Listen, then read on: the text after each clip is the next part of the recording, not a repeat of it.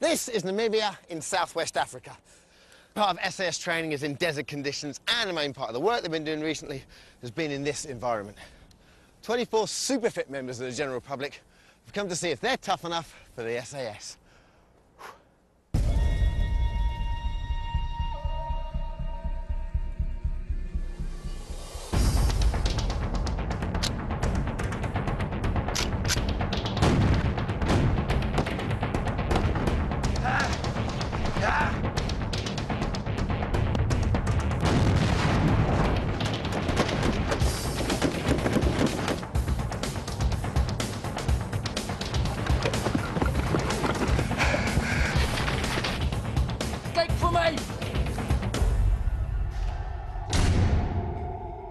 We're in the 30,000 square mile Namib Desert in Namibia on the southwest coast of Africa.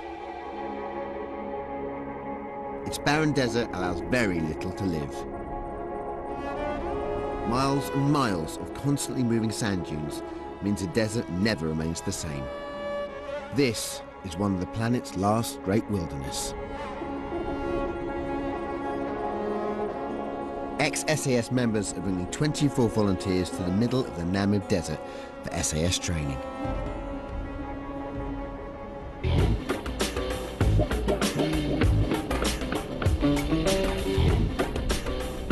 The volunteers have been selected from hundreds of applicants and are quite simply some of the fittest people in the country.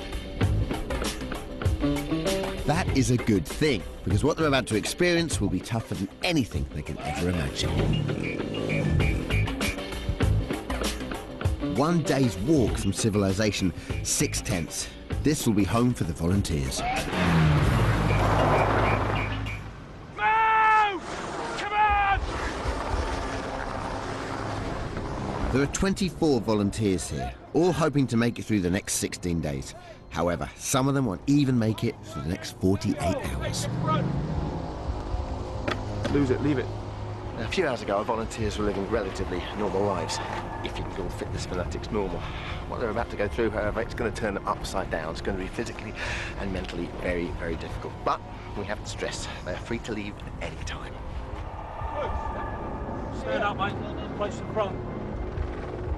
Although women are not allowed to join the SAS, 6 of our volunteers are women, but they'll be treated exactly the same as the men. In charge of the training is Staff Sergeant Eddie Stone.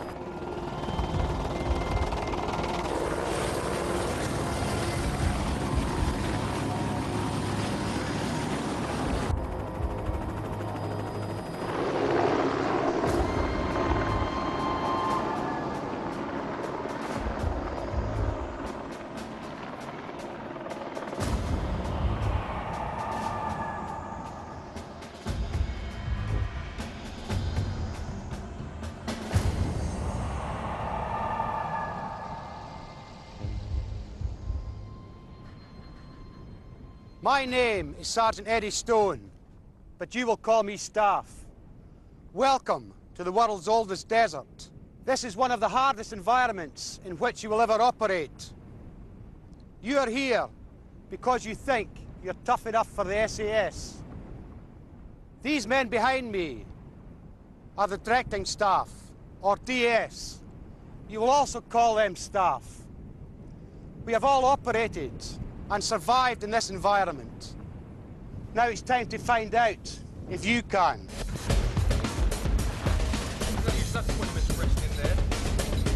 The volunteers have been issued with everything they will need for the next 16 days.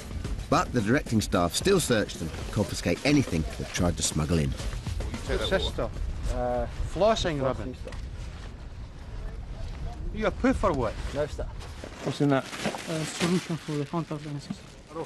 Anyone foolish enough to be caught smuggling contraband, such as deodorant, is punished. Are you me about, Barrel?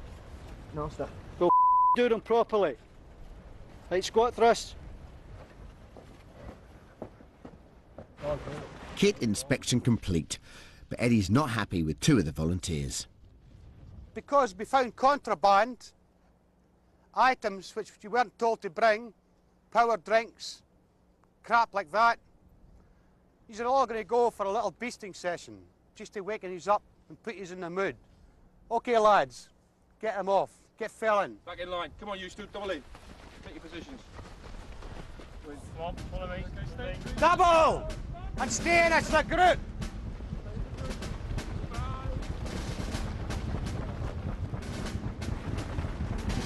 Get felon in 3 ranks and keep doubling.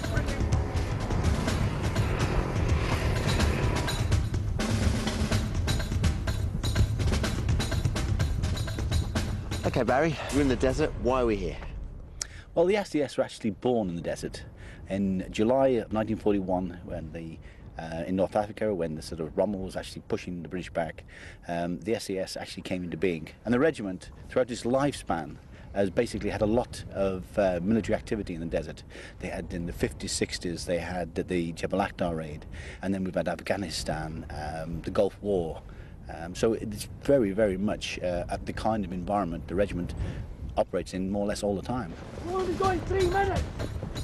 PT session, 45 minutes minimum. The DS seem to be having a little bit of fun with our volunteers. The first thing they've got them to do, so why are they doing it? This is called beasting. Generally, the army does this sort of thing to either take the steam out of soldiers that are a bit cocky, or to use it as some general form of punishment for a squad or something like that. Up. Down. Up. If you do something wrong, even just one person does something wrong, it's great to beast the whole group, because then there's a pressure on that person that's made them do that. But you don't do it in the SAS, don't you? No, we don't do it in the SAS. So why are we doing it then? We're doing this because these people are not soldiers, and they need some kind of discipline. And beasting is one of the great things, especially together. They're all suffering now together. It's one of the great sort of methods of melding them actually into some sort of force without massive amount of military training. Come on, get up here. This is a group of strangers who've been stripped, shouted at, put into camouflage, and are now being beasted, and they're only 2 hours in. There's no prize for winning here, other than respect. You're now going to get taken off by your DS. We'll take you over to your tent, your accommodation, DS1. Take them away. 2. The 24 volunteers are put into patrols of 4, the same as the SAS operate in. They will work together in these patrols for as long as they remain on the course. Their ability to support each other, as well as to work individually, will be crucial in the following days. Finally. 3 hours of being in the desert, and they're beginning to understand what military life is all about. No, I mean, I am quite sort of outspoken. I'm sort of a loud person, but... But no, in this situation, then no, I'm sort of... do you know what I mean? I know my place, and I know when to speak, and I know when not to speak, and I should do as I am told. A bit of a shock to the system, having not done any running for about 3 or 4 days, so yeah, it's hard coming from the UK and just suddenly running in really hot weather. Hard. OK, our volunteers have just been issued with their kit neatly encased in this Bergen, which is about £35. However, if they were in the real SAS, they'd have to carry the equivalent of another one. Oh, hey, how about that? Another one. Right, off we go. Where's the front line? The SAS take the very best from the forces, but before they even get into the SAS, every soldier has to do an annual CFT, a combat fitness test, something that our super fit volunteers should find easy if they've got any chance of getting through the next 16 days.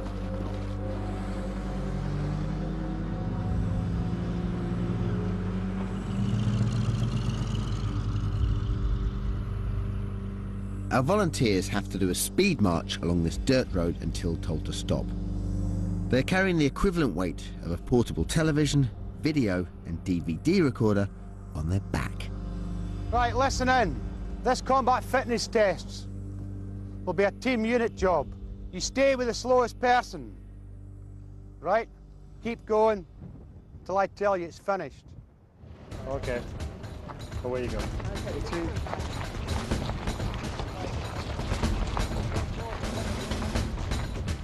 On y va. 4, Set. We're going to do a start. Down 2 feet. Calm down. Too much energy. I'm nervous, but I'm very excited. I haven't been this excited about something for a long time, so yeah, very much looking forward to it.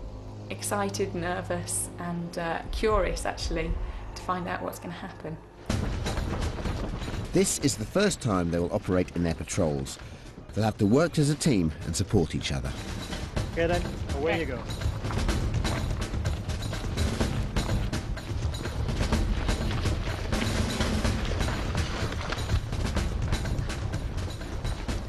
So how are they doing so far?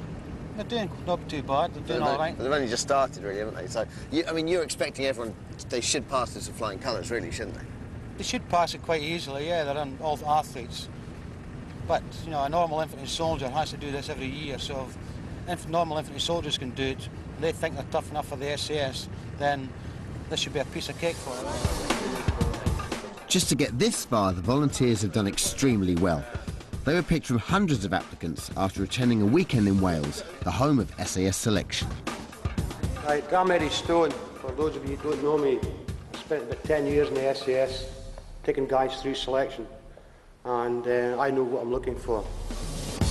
The applicants were given £45 Bergens and sent twice up and down Penny Fan, the highest mountain in South Wales, and the first test of endurance during real SAS selection. They had 4 hours to complete the 8-mile course. 24 were selected and taken to the desert.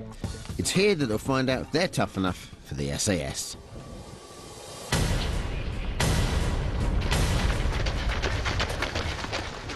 Our volunteers are all athletes. They'll take away their shorts and quick-dry shirts, replace their high-tech running shoes with desert boots, and give them a Bergen full of gear, and it's a totally different ball game. It's the difficulty of just not knowing when you're going to stop, right? That's the big thing, yeah. It's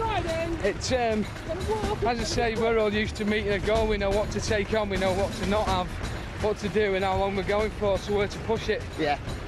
You don't know whether to push it, whether to not push it, and but as I say, everyone's in the same boat, which makes it. Yeah, we're just saying that. I mean, we may be suffering, but everyone else back there is as well. So, you know, you've got to use that as a bit of motivation. Excellent. And if they're not, don't tell them. Okay, don't worry, don't worry.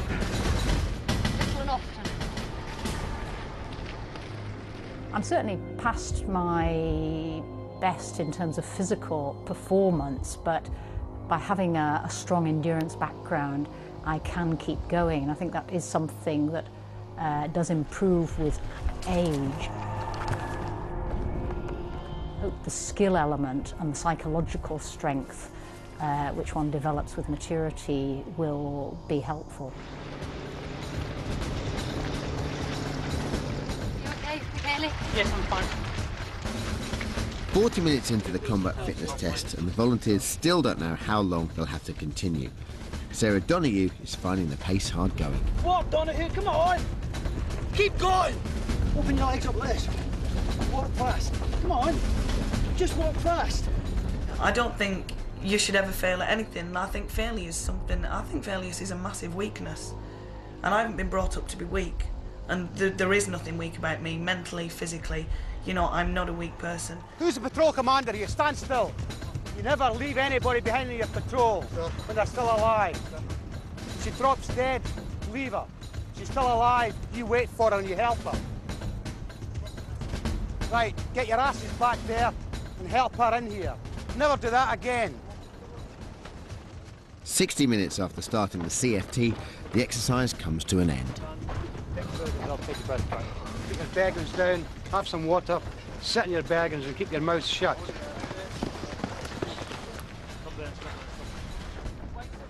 Chrysanthou! Here.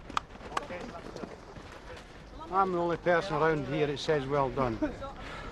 How do you know what's well done and what's not well done? I thought they did well, Staff.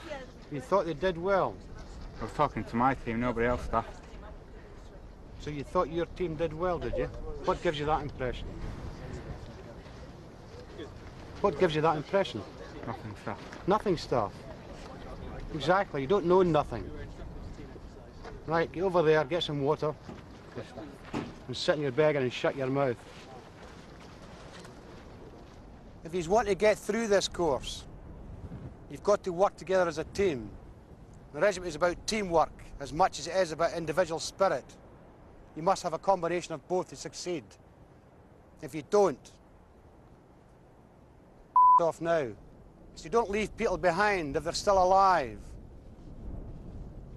If they drop dead, then that's your choice. But while they're still alive and still with you, they're part of your patrol. No matter how weak or ill they may be, they're still your responsibility. And if you leave them behind, then what does that make you? Did you look at yourself in the mirror in the morning?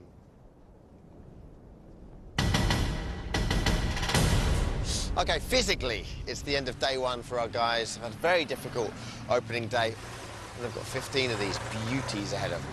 Lovely.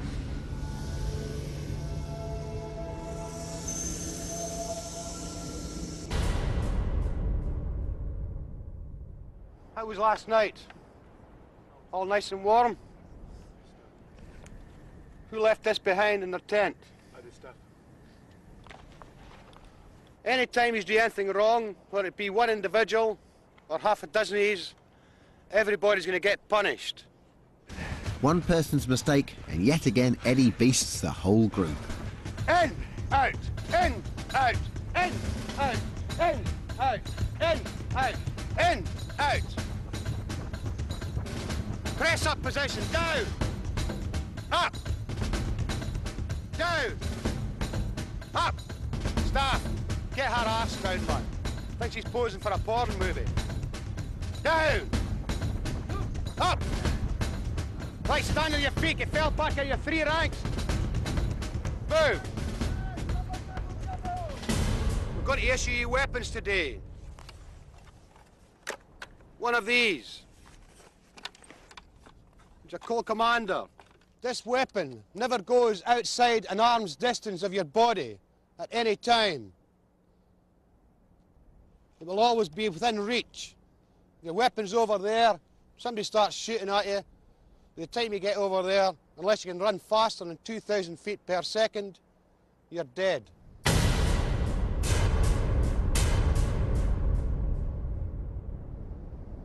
Okay, Eddie and the boys have decided they need to see a bit of controlled aggression. This is called milling.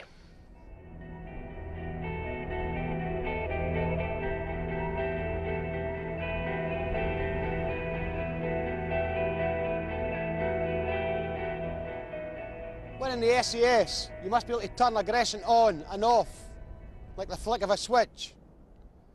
So you're going to fight each other. And at the end of it, there should be no lasting memories, no matter who wins or who loses. First two fighters, can you get his kitted up now? Milling is a basic form of boxing, and for some of the volunteers, it's the first time they've ever had to fight.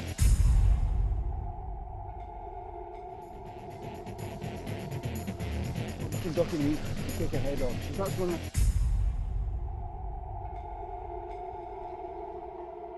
Okay, 1 minute. Controlled aggression. Go!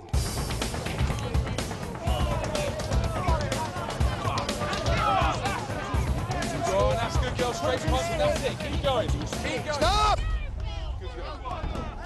And hold on. Stand by. Go! Go on, straight punch, that's it. Good straight punch. Okay, stop. Well done. Now, if I was in the service, milling would be the sort of thing I'd dread. I mean, did you tend to dread it when you were there? Well, it's like everything that's going to hurt you. You obviously dread it. You know, you've got to do it. You know you've got to do it. So when your time comes, you step up in the ring, you put your gloves on, you put your head shield on, and you go for it. A lot of friends are fighting each other, but they remain friends afterwards. Yeah.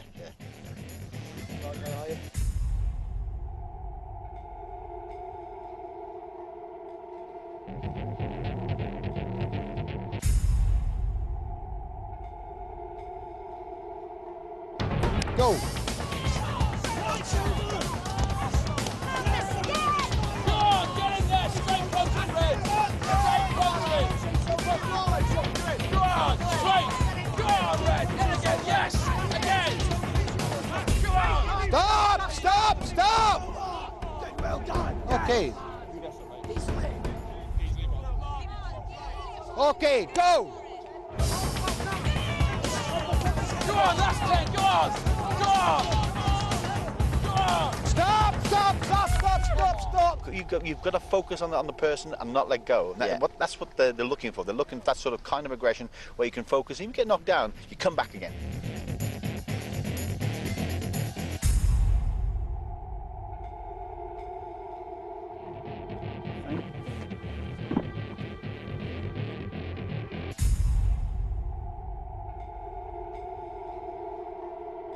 Ding, ding.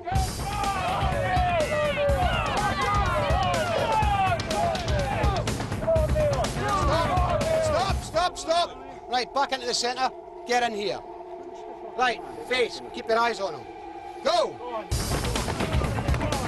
Stop. Okay. End of contestant. Okay, medic. Shut your mouth, shut your eyes. There you go. Okay, on your feet. Don't forget your gum shield. It's not like sit boxing, so it hits back. I'll get that. Up. Okay, in my opinion, I think the guys have just finished their first proper physical test, which has been the milling, and I think it says a lot for them, especially in this dust bowl right here. Boxing people, they don't even know. There's been nosebleeds, vomiting, and yet no one has quit yet. Do you want to give up? No stuff. Are you sure? Yeah. Have a mouthful of water. Wash your sick. 36 hours in, and the volunteers are now learning to become soldiers. The DS are demonstrating contact drills. For the SAS, perfecting these manoeuvres is essential. In an encounter with the enemy, it can mean the difference between life and death. Look, straight away, there's 4 weapons shooting at me.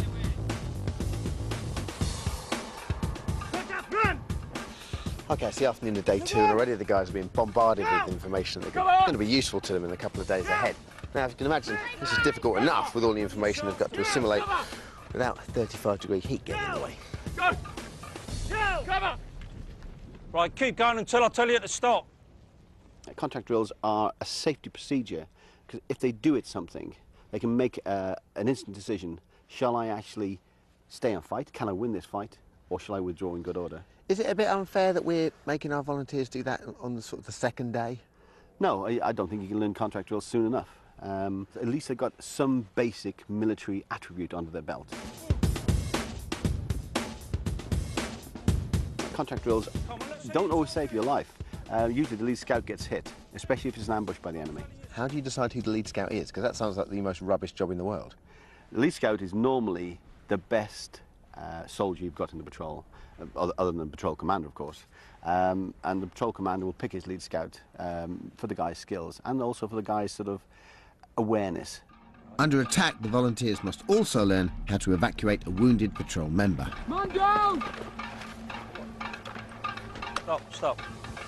Get your arms under his armpits like that. While half the volunteers learn how to deal with enemy contact, the others learn how to survive in the desert. Throughout the SAS history, SAS soldiers have found themselves in situations where they've had to run, evade the enemy, live off the land, and survive to get back to base and fight again. This afternoon, what I'm going to do is show you survival aids that will help you. Water is the most crucial element in any desert survival. Without it, you will die within a few days. What you need to do is conserve the water on your body. And there are simple ways to do that. Stay out of the sun. Stay covered up. If you have to move and travel only at night. If you urinate, save it if you have a container. There are several options into making water from your urine. Okay? A method is to actually use 2 containers. Urinate into one, tape them together in the middle so they're airtight. You leave the one with the urine in it exposed to the sun. So have it facing south. The one without the urine in, which you collect your water in or your moisture in, cover it with sand. That keeps it slightly cooler. And as you can see, we've got condensation. Okay, so we're just going to separate the tape like that. And that's what we've got. That is good, drinkable water. Okay? Pass it around, I'll have a swig.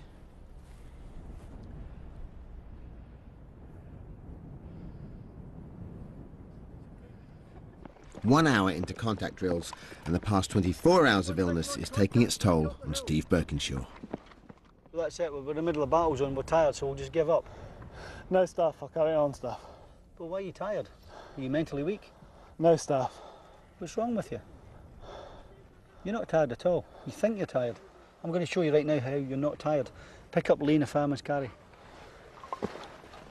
Hold both weapons in your left hand. Like so. 1, 2. Over my shoulders, Lee. And you're going to do that and you're going to take him away. Do you understand me? He's a wounded man, you just carry him away. Like that. Any problems with that? Pick him up.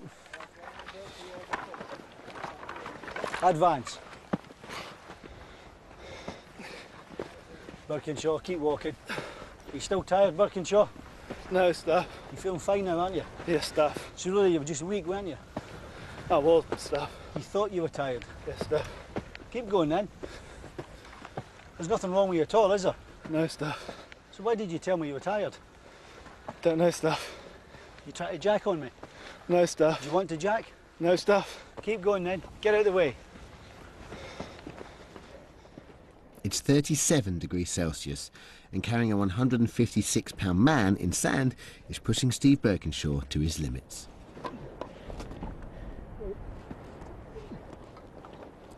Towards me. Come on, Birkinshaw.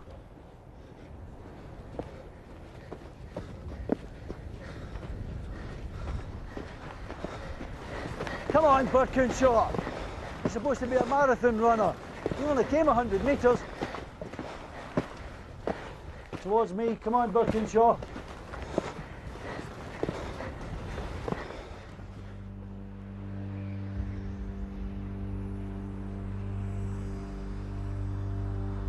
After a second extremely tough day in the desert, the volunteers are returning to camp. Steve Birkinshaw is last in and is shattered. That was a nightmare. The way he just laid into me. But they have to try and push you to that limit to see if you will quit. But I'm knackered anyway because I was throwing up all last night, didn't get any sleep. I had diarrhea as well, so I'm just really tired now.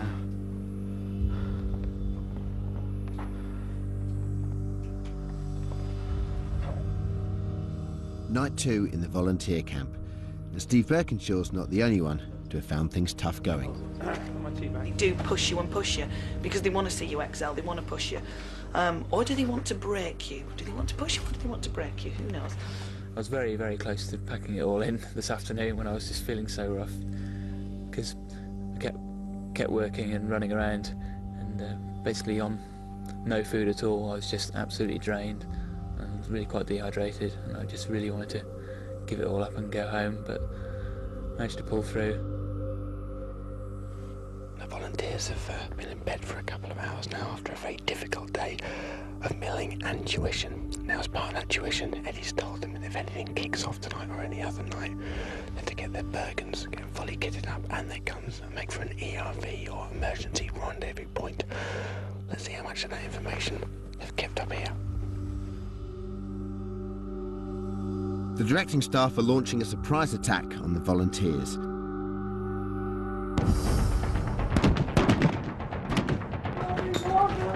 Standard SAS procedure in the event of an attack is to escape to the ERV, regroup and assess their situation. The ERV is generally in close proximity to the camp. If the patrol can win the fight, then they'll counterattack. If not, then they'll retreat with all their kit. The volunteers in their rush to get to the ERV have already made some mistakes. Someone has left their Bergen behind.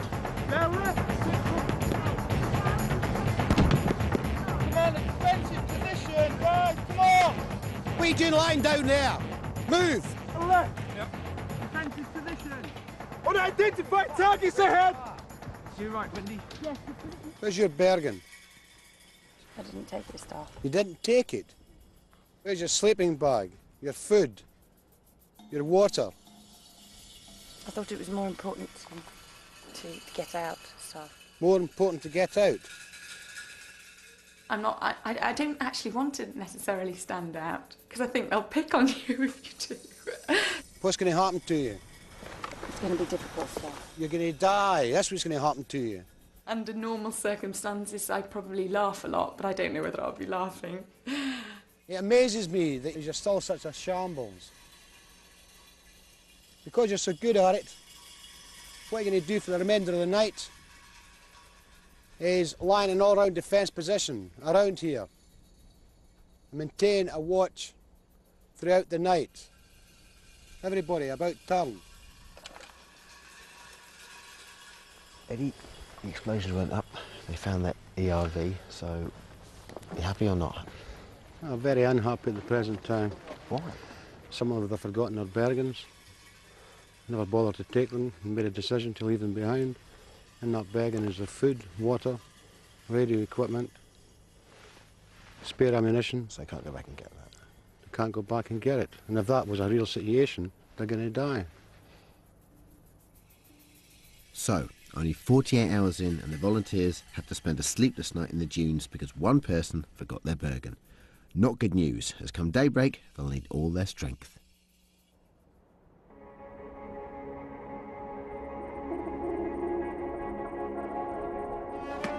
It's 8 a.m, and after a sleepless night, Eddie has given the volunteers 15 minutes to get themselves ready for what will be their toughest day yet.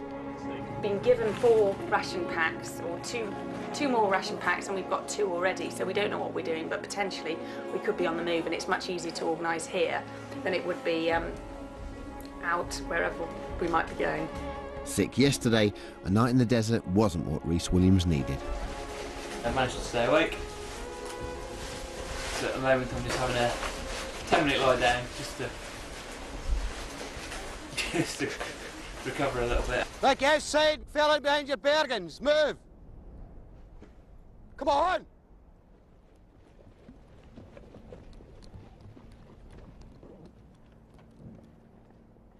Volunteers have had a pretty sleepless night after a good rollicking by Eddie, so now the last thing they need is their navigational exercise, which is going to be brutal, especially in this heat. Give an example, the first RV is up this hill.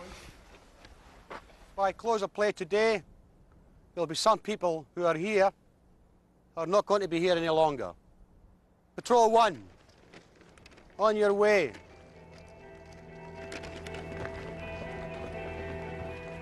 The volunteers have been given a GPS with the coordinates to the first rendezvous or RV point. They're carrying their Bergens, weighing 35 pounds, their weapon and an additional 10 litres of water, a total weight of over 65 pounds. They've no idea how many RV points there are, and on top of that, Eddie's told them anyone not quick enough will be binned. Each member of the patrol will take turns leading. In Patrol 3, Wendy Dodds is up first. The maps are not very helpful, so we will have to rely on the GPS. Although it's a 150,000 map with 20-metre contour intervals, the actual features on the map are not very good. Wendy, you're already talking like you're in the SAS. That's very impressive. Well, I don't think my age will affect how other competitors view me in a big way. It may lull them into a false sense of security, thinking that an old woman can't possibly compete at a similar level. We're aiming to go to where that group is, but then we're going to bear right, and go a more gentle route up there, because our days in the desert, although few so far, have shown us that it's quite hard to go up these steep slopes. Sure. Eddie, day 3, just started the navigational exercise. How are they shaping up then? Well, we've given them a couple of easy days to get acclimatised, breaking into it quite gently. They've done nothing really too strenuous. Today is going to be a good test for them. We'll see who's strong at the end, and we'll see who's weak. 45 minutes after leaving base camp, and Emmy Gribble has led her patrol to the first RV. OK, they're very tired, they've had a tough night, so how's that going to affect them today? Well, navigation requires concentration, and they'll find that difficult because actually walking in these kind of conditions, in the sand, it drags on your feet like snow does. Exactly the same kind of thing, and it sort of takes a lot of energy out of you. And the sun beating down on you, it's going to sort of play on the concentration to a point where they're sort of not thinking properly. RV2 0466153. And you have to think with a GPS system, because you have to punch in the right numbers to make sure you're going to the right place. Sure, and I guess the more tired they get, the more prone they are to making mistakes, and they could just go one digit out, and you can be walking totally the wrong way.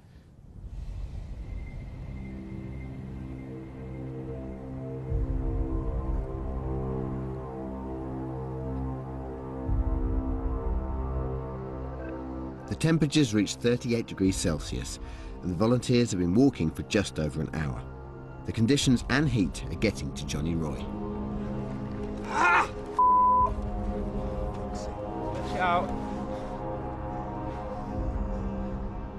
Sounds strange coming from a black person, but I don't particularly like the sun.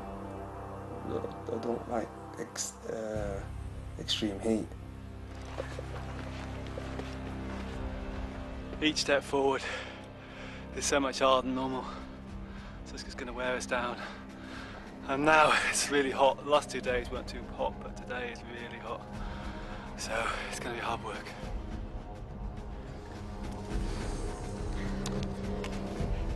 Johnny Roy's patrol have arrived at RV2. From this point onwards, all the patrols will be accompanied by a DS for safety reasons. Getting lost could be fatal. Yep.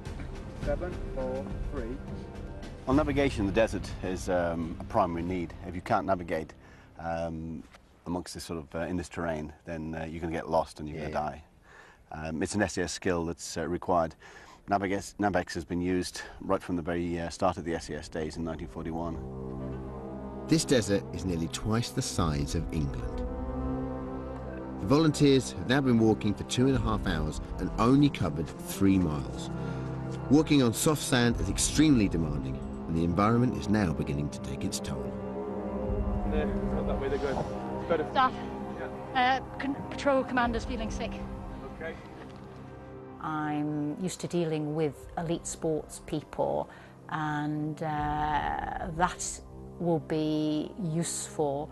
It's been useful for me in my own physical activities.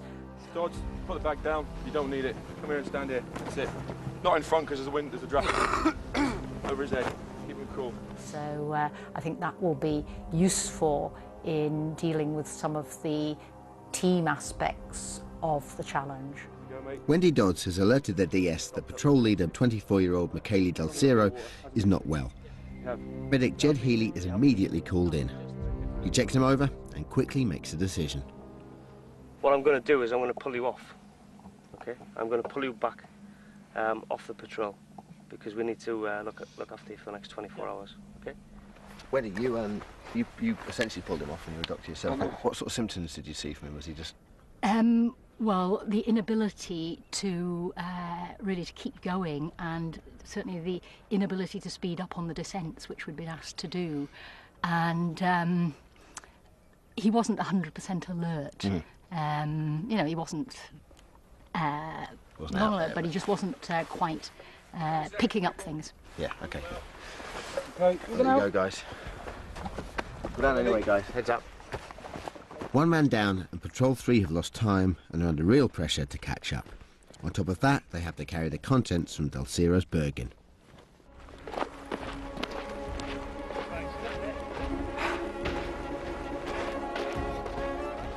Not bothered about the terrain, not bothered about the temperature, not bothered about the bugs, bothered about nothing. If I can do things at my pace, then I can get there in a fit state to do something. Look at that. Where's bugs? I can't rely on other people's knowledge or other people's bravery. If I was going to achieve anything in life, I wanted it to be because of my own efforts. That I do believe that will help me when I'm in a pretty serious situation in the desert. It's 1 o'clock and the hottest part of the day. Johnny Roy is finding it hard to keep up with his patrol. Yesterday, Rhys Williams was throwing up and nearly quit. His patrol has reached the 3rd RV point. They've been walking 5 hours and covered just 8 miles. Physically, he's exhausted. This is where mental strength counts. Mentally, how difficult is it in your opinion? Oh, it's very hard, it's very uncomfortable, it's very tiring, and you've got to keep going, and a lot of these people are fit, very fit, equally fit, and it's going to be the ones that have got the mental toughness that carries them on. And they've got this additional factor that they don't have to. It's not like a real survival situation where you'll carry on whatever happens. Yeah. Here you can give up, and that makes it harder in many ways, and especially if you see people stopping, you're not the first to go, then it's tougher still. The volunteers have come out of the dunes and are heading into the scrubland on their way to RV4. The heat is unrelenting, and Mark Silver is finding it hard going. It's just too hot. Just sweating buckets, absolute buckets. And we just had a break there, so I managed to cool off a bit, but yeah, just with the pace and the heat, Jesus. What gives me the edge over others is I suppose I'm taking this fairly seriously. I've got this as a personal thing for me. I want to do well for myself. The end goal for me is not to win this, it's to push myself as far as I possibly can.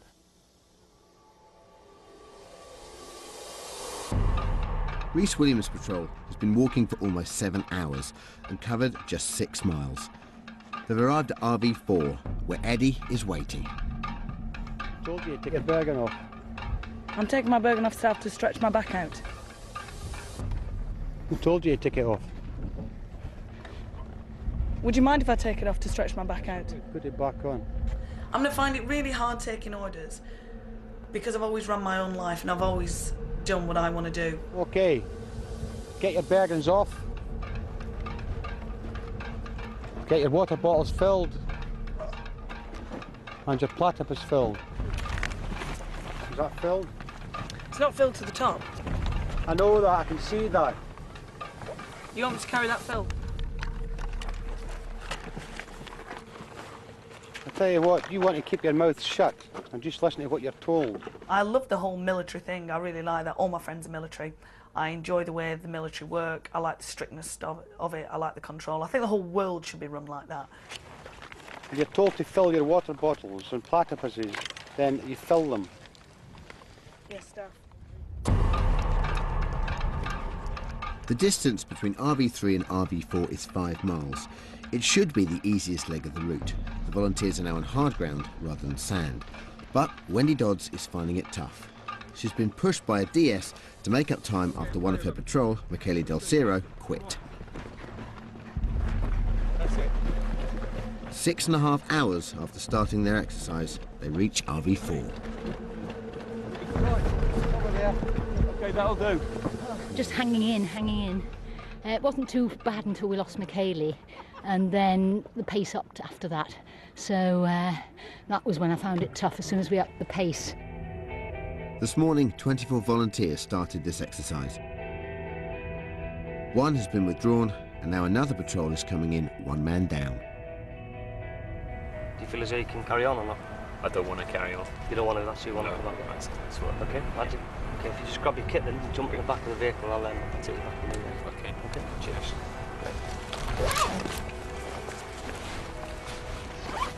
I thought I could, push through it and get through it, but it's really this isn't a physical fitness test. I'm not knackered. My muscles aren't sore. It's pure mental. This is what it's all about. And for anyone else who thinks that they want to come along and try something like this, they've really got to be keyed in mentally. Okay, just going to the 4th RV. I've done one of the checkpoints with this patrol. We've lost one person on the way, Mark Silver, and I've just got this on, which is maybe 1 or 2 litres. These guys have got 35, 40 pounds on now. It's just absolutely brutal for them. And even though a lot of them are fit enough to do it, it's just that it's so emotionally draining that you can see it's just really taking it out of them. The final patrol leaves the RV point, leaving one of their team behind. It's all become too much for Rhys Williams. Physically and mentally, he's exhausted and decided he can't go on. How are you feeling in yourself, mentally? A little bit relieved at the moment, actually. I have to admit, I didn't think I'd be stopping quite so soon, but that's the way it goes. The volunteers have been sent to the final RV point. They've been on the go for over 8 hours in an average temperature of 34 degrees Celsius. They've covered 13 miles. the equivalent of half a marathon. Okay, put your hand up if you found that difficult. I've actually cut the route short for you. So we're going to have to start doubling back to camp. So close in. Cut to your right.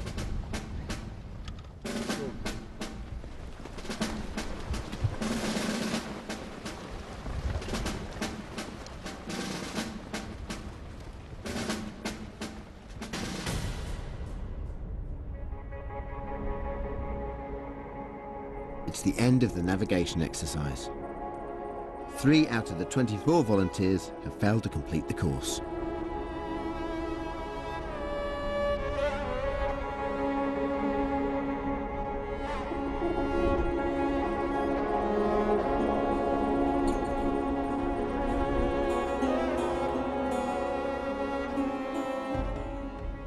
Okay.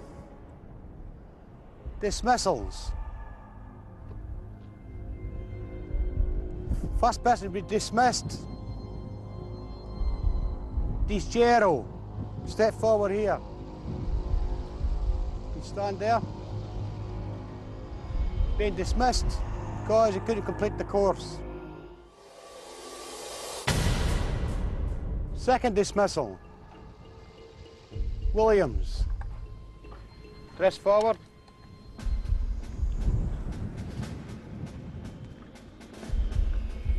Stand there, on the truck. And the next dismissal is Silver, the Scotsman. Okay, on the truck. And the next dismissal is all of you. If you don't get a rocket up your start performing and start taking in the information which you've been given. These are all you better start performing, get yourselves together. Right, get back into your tents.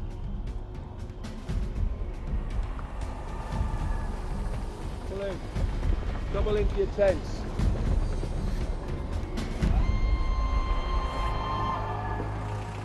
Three days, 3 down, and Eddie is not happy bunny. I have a feeling things are only going to get tougher.